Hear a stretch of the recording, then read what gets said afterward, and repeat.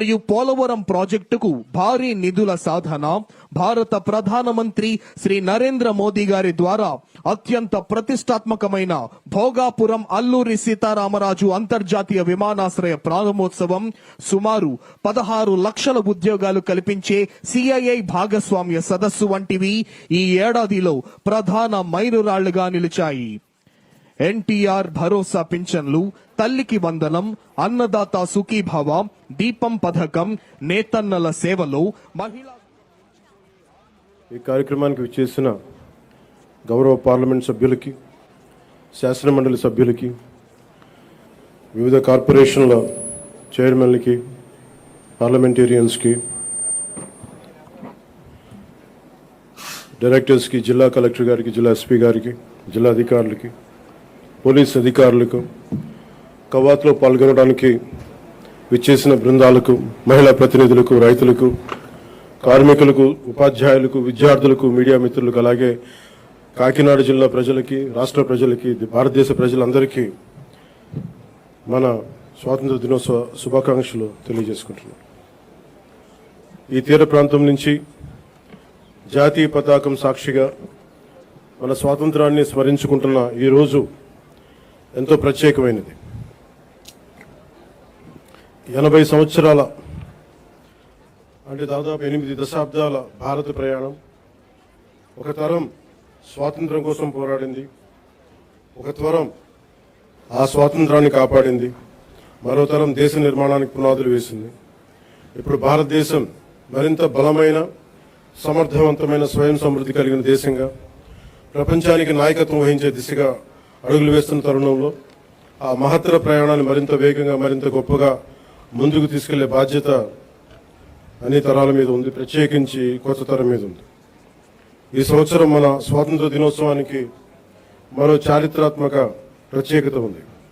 మన జాతీయ గీతం వందే మాతరంకి 150 సంవత్సరాలు పూర్తవుతా ఉన్నాయి.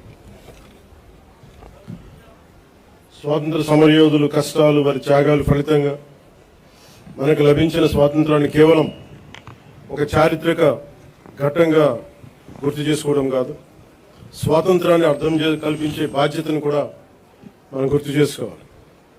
ఆ బాధ్యతను గుర్తు చేసుకోవడానికి కాకినాడ కంటే గొప్ప వేదిక మరొకటి ఉండదు. మన కాకినాడకి స్వాతంత్ర పోరాటంతో కూడా చాలా గొప్ప అనుభవం ఉంది. 1923లో కాకినాడలో జరిగిన అఖిల భారత కాంగ్రెస్ సమావేశం జాతీయ స్వాతంత్ర ఉద్యమ చరిత్రలో ఒక ముఖ్యమైన అధ్యాయం. జాతీయ చైతన్యానికి కాకినాడ ఒక వేదికగా నిలిచిందనడానికి ఒక గొప్ప ఉదాహరణ. అదే స్ఫూర్తిని మన చుట్టూ ఉన్న ప్రజల జీవితాల్లో కూడా మనం చూడవచ్చు. ఈ తీర ప్రాంతంలో తుఫాన్లు వస్తాయి, సముద్రపు కోత ఉంటుంది, భారీ వర్షాలు ఉంటాయి, ప్రకృతి అనుక్షణం ఎన్నో సవాళ్లు విసురుతూ ఉంది. అయినా మన మత్స్యకార సోదరులు సముద్రంలోకి వెళ్తారు, రైతులు పొలాల్లోకి వెళ్తారు, నేతలు తన మగ్గాల ముందు కూర్చుంటారు, కార్మికులు తమ పనిలోకి వెళ్తారు, యువత తమ భవిష్యత్తు కోసం ముందుకు సాగుతూ ఉంది. కుటుంబాన్ని నిలబెట్టడానికి, సమాజాన్ని ముందుకు తీసుకెళ్లడానికి సామాన్య మనిషి ప్రతిరోజు చేసే పోరాటం ఈ దేశ నిర్మాణంలో భాగం. ప్రధానమంత్రి గారి శ్రీ నరేంద్ర మోదీ గారి వికసిత్ భారత్ 2047 సంకల్పంలో ఆంధ్రప్రదేశ్ తన వంతు బలమైన పాత్రని పోషిస్తుంది. కేంద్ర రాష్ట్ర ప్రభుత్వాల సమన్వయంతో రాష్ట్ర అభివృద్ధి పదంలో వేగంగా ముందుకు సాగుతా ఉంది. కేంద్రం అందిస్తున్న మౌలిక వసతులు, పెట్టుబడులు, సాంకేతికత, జాతీయ స్థాయి పథకాలకు రాష్ట్ర ప్రభుత్వం తన పరిపాలనా సామర్థ్యాన్ని జోడించి వాటి ఫలాలు ప్రజలకు చేరేలా సర్వశక్తులు ఒడ్డి పనిచేస్తాం.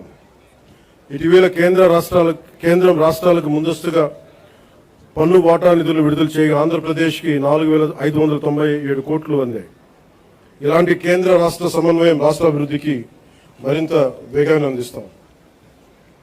అదేవిధంగా స్వాతంత్ర్యం వచ్చి ఇన్నేళ్లు గడిచిన రహదారి సౌకర్యానికి నోచుకొని గిరిజన గ్రామాలకు తొలిసారిగా రహదారి సౌకర్యం కల్పించాలనే లక్ష్యంతో డోలీ రహిత గిరిజన గ్రామాల కోసం అడవి తల్లి బాట కార్యక్రమం కింద 2,078 కోట్లతోటి 2,310 కిలోమీటర్ల రహదారుల నిర్మాణం చేపట్టాం. ఇప్పటికే 905 కిలోమీటర్ల రహదారుల నిర్మాణాన్ని పూర్తి చేశాం. జలజీవన్ మిషన్, అమర్ జీవి జలధార కింద గతంలో అసంపూర్తిగా ఉన్న పులివెందుల, డోన్, ఉద్దానం తాగునీటి ప్రాజెక్టులని దాదాపు పూర్తి చేశాం. అలాగే 8,000 కోట్లతో 1,30,00,000 మందికి తాగునీరు అందించాల లక్ష్యంతో చిత్తూరు, ప్రకాశం, పల్నాడు ఉమ్మడి ఉభయ గోదావరి జిల్లాలో మెగా వాటర్ గ్రిడ్ వర్క్స్ ని వేగవంతం చేశాం. మరో 9,355 కోట్లతో 10 కొత్త ప్రాజెక్టుల ద్వారా దాదాపు 6,500 గ్రామాలకి తాగునీరు అందించే మెగా మల్టీ విలేజ్ స్కీమ్స్ ని ప్రక్రియను ప్రారంభించాం. అటవీ పర్యావరణ పరిరక్షణకు శాస్త్రీయ విధానం, సాంకేతికత, ప్రజల భాగస్వామ్యంతో ముందుకు సాగుతా ఉన్నాం. రాష్ట్రంలో పచ్చదనాన్ని 50% పెంచే లక్ష్యంతో ఈ సంవత్సరం 10 కోట్ల దేశవాళీ మొక్కల్ని పెంచే ప్రణాళికతో పాటు 74 నగర వనాలని అభివృద్ధి చేశాం. అలాగే దాదాపు 3 కోట్ల సీడ్ బాల్స్ ని తయారు చేసి వాటి విస్తరణ కార్యక్రమాన్ని ప్రారంభించాం. 1000 హెక్టార్లలో మడ అడవులను సంరక్షించడం ద్వారా దేశంలో 2వ స్థానాన్ని సాధించాం. గ్రేట్ గ్రీన్ వాల్ ద్వారా తీర ప్రాంతాల రక్షణ కూడా చర్యలు చేపట్టాం. మానవ వన్యప్రాణి సంఘర్షణ తగ్గించేందుకు హనుమాన్ అనే కార్యక్రమాన్ని తీసుకొచ్చి 100కి పైగా వాహనాలతో అత్యవసర స్పందన వ్యవస్థను ఏర్పాటు చేశాం. కుంకి ఏనుగుల ద్వారా 15కు పైగా ఆపరేషన్లు విజయవంతంగా నిర్వహించాం. ఎర్రచందనం అక్రమ రవాణాపై కఠిన చర్యలు తీసుకుంటూ దాదాపు 100 మెట్రిక్ టన్నుల ఎర్రచందనాన్ని స్వాధీనం చేసుకుని 242 కేసులను నమోదు చేసి 494 మందిని అరెస్ట్ చేయడం జరిగింది. కేసులో 95% కన్విక్షన్ రేట్ సాధించగలిగాం. అటవీ భూ ఆక్రమణ చర్యలు తీసుకొని దాదాపు 10,506 హెక్టార్ల అటవీ భూమిని తిరిగి ఎన్డీఏ ప్రభుత్వం స్వాధీనం చేసుకుంది. రైతు సంక్షేమానికి ప్రాధాన్యత ఇస్తూ పీఎం కిసాన్, అన్నదాత సుఖీభవ పథకాల ద్వారా సుమారు 47 లక్షల రైతు కుటుంబాలకు ఏడాది 3,125 కోట్లతోటి ఒక్కొక్క రైతు కుటుంబానికి 20,000 సాగు సాయం అందిస్తా ఉన్నాం.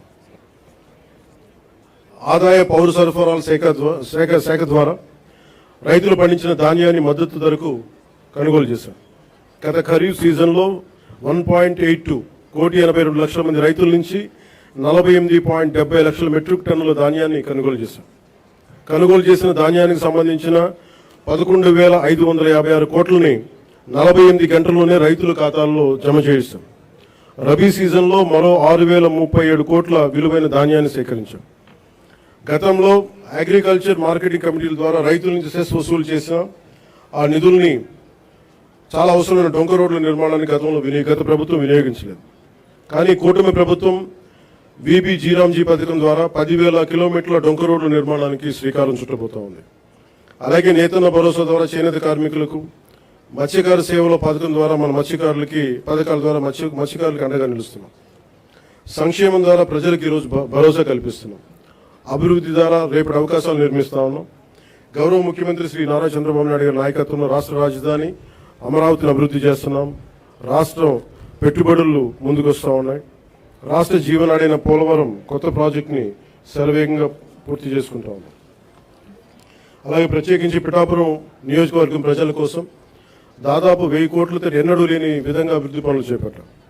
ఇందులో Uppada sea protection wall, roads, drains, తాగునీటి వస్తువులు, రైల్వే ఓవర్ బ్రిడ్జ్, రైల్వే స్టేషన్ల ఆధునీకరణ, 100 పడకల ఆసుపత్రి, దేవాలయాల అభివృద్ధి, నగరవనం, చెరువుల పునరుద్ధరణ వంటి కీలక పనులు ఉన్నాయి. పల్లె పండుగ, వీబీ జీరాంజీ వంటి కార్యక్రమాలతో పిఠాపురం అభివృద్ధికి మరింత వేగంగా తీసుకొచ్చాం. నేటి యువతతోటి మాట్లాడటం అంటే రేపటి భారతదేశంతో మాట్లాడటం. అందుకు మీతోటి కొన్ని మాటలు పంచుకోవాలనుకుంటాం. మీరు కేవలం భారతదేశ భవిష్యత్తు కాదు, భారతదేశపు ప్రస్తుత బలం కూడా. ఈ రోజున సమాచారం మనకి క్షణాల్లో చేరుతా ఉంది. But speed is not truth. ఏదైనా నమ్మే ముందు ఆలోచించండి, అనుసరించే ముందు ప్రశ్నించండి, నిర్ణయం తీసుకునే ముందు పరిశీలించండి. మన రాజ్యాంగ ప్రాథమిక విధుల్లో article 51 clause A sub clause H కూడా ప్రతి పౌరుడు శాస్త్రీయ మానవతా పరిశీలన సంస్కరణ దృక్పథాలను, scientific temper, humanism, enquiry and reforms పెంపొందించుకోవాలని చాటి చెప్తా ఉంటుంది. మనందరికీ మన అభిప్రాయాన్ని స్వేచ్ఛగా వ్యక్తం చేసే హక్కు ఉంది. అది మన ప్రజాస్వామ్యానికి చాలా గొప్ప బలం. కానీ ఆ స్వేచ్ఛని ఇతరులను దూషించడానికి, తప్పుడు సమాచారం వ్యాప్తి చేయడానికి ఉపయోగించకూడదు. Before sharing, verify data. Before criticizing, know the facts. Before abusing, remember your responsibility. బలమైన ప్రజాస్వామ్యానికి మనకు కావాల్సింది బ్లైండ్ ఫాలోవర్స్ కాదు, ఇన్ఫార్మ్డ్ సిటిజన్స్ చాలా అవసరం.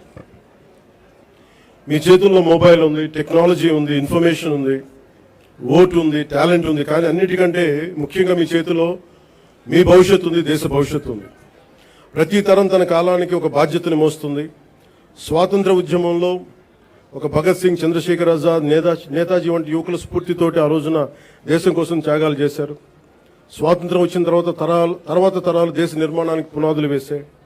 ఇప్పుడు ఆ జాతీయ నిర్మాణపు జ్యోతిని ముందుకు తీసుకువెళ్లాల్సిన అవసరం మన యువతది. మీరు ఈ దేశపు యువతది. మీ ఆలోచన స్వేచ్ఛగా ఉండాలి, అన్యాయంపై అసహనం ఉండాలి, మార్పు తీసుకురావాలని తపన ఉండాలి. ప్రభుత్వాన్ని ప్రశ్నించండి, విధానాలను విమర్శించండి, నిరసన తెలియజేయండి. కానీ మీ కోపాన్ని విధ్వంసంగా కాకుండా నిర్మాణాత్మక శక్తిగా మార్చండి. పోరాడే సమస్యలు నిజమైనవే కావచ్చు, కానీ వాటిని ఎవరు ఏ దిశలోకి తీసుకువెళ్తున్నారు అనేది ఆలోచించాలి. వ్యవస్థలో తప్పుంటే వ్యవస్థని ధ్వంసం చేయడం కాదు, వ్యవస్థని సరిచేయడం అంటే మనకు లక్ష్యం కావాలి. నేను కూడా ప్రజా సమస్యల కోసం అనేక ఉద్యమాలు చేశాను. కానీ ఎక్కడా కూడా ప్రజల ఆస్తుల్ని ధ్వంసం చేయడం కానీ, హింసకి దారి తీయడం కానీ, సమాజాన్ని విభజించడం ఎప్పుడు మార్పుకి మార్గం కాదనే ఆలోచన ఎప్పుడు దృష్టిలో పెట్టుకొని ఉద్యమాలు చేశాం. భారతదేశానికి ప్రతిభ కొరవలేదు, అవకాశాలు కావాలి. అవకాశాలను సృష్టించే సమయం ఇది. ప్రపంచంలోని పెద్ద సంస్థలకి నాయకత్వం వహిస్తున్న భారతీయుల నుంచి, అంతరిక్షం నుంచి డిజిటల్ టెక్నాలజీ వరకు, భారత్ సాధిస్తున్న విజయాల వరకు మన సామర్థ్యాన్ని చాటి చెప్పడం, సామర్థ్యానికి ప్రపంచమే సాక్ష్యం. కాబట్టి యువతకి నా పిలుపు ఒకటే: డబ్బుకి మీ ఓటు నమ్ముకోకండి, తప్పుడు సమాచారానికి మీ ఆలోచన నమ్ముకోకండి, ద్వేషానికి మీ భవిష్యత్తును అప్పగించకండి.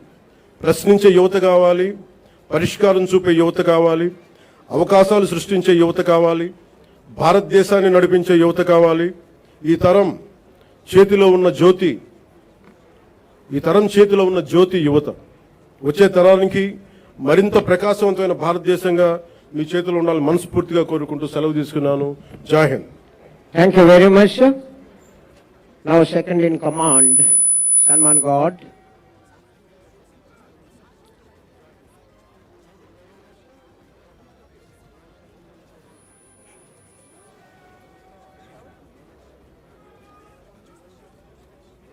RSIV Appalaraju.